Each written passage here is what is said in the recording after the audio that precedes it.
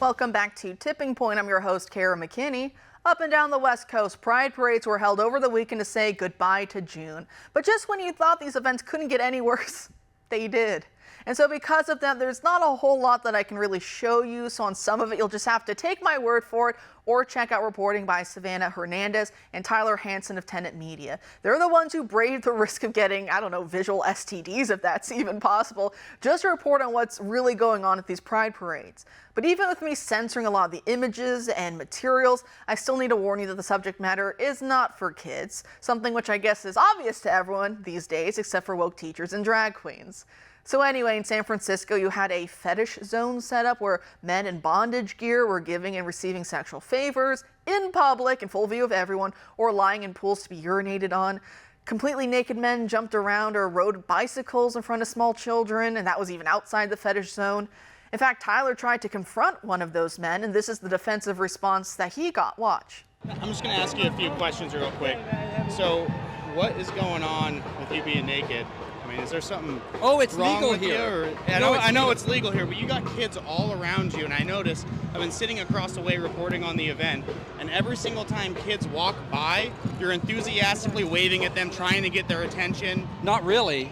You're on camera, dude. Not really. You're trying to get kids' attention. You're waving at them. You're trying to talk to them. No, I'm not. I just wave at everybody. They just happen to be there. But it's okay for you to do this in front of kids? You're comfortable with that? You think that's something they should see? A lot of people are doing it. So it just makes it okay? But it's legal. It's legal. Okay. Honey, it is natural, honey. I'm asking him a question, not you. So I'm his friend. So look, it is natural to be who you are and what you are. And look, you see all this? And it's love always wins. So it always wins. So you can just be naked in front of kids, try to talk to kids. Exactly. You don't think that's weird? You don't find anything wrong with that? No. I'm not talking to kids. They just happen to be there. As insane as that reasoning is, it's the same garbage Tyler heard from the cops there too. They kept telling him that as long as adults were naked in front of kids in a non-lewd or lascivious manner, then it's completely fine.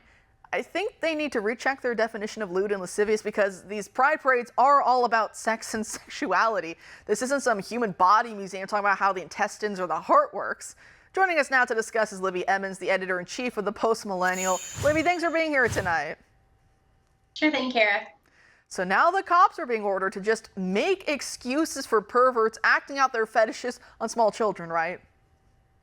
Yeah, that's basically the idea.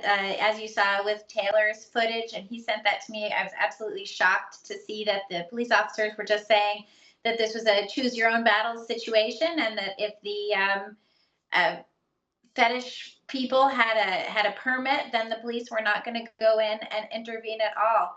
I found that really sort of surprising, I mean, here we are. And as you said, some of the footage is certainly not safe to be shown on television. It's not safe for the internet. It's not safe for kids. There was a kiddie pool set up in this fetish area where men could urinate on each other.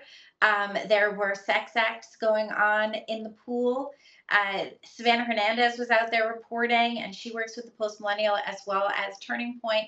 And she said that while this was an over 18 area, she saw that there were no IDs being checked. No one was paying any attention at the entry point.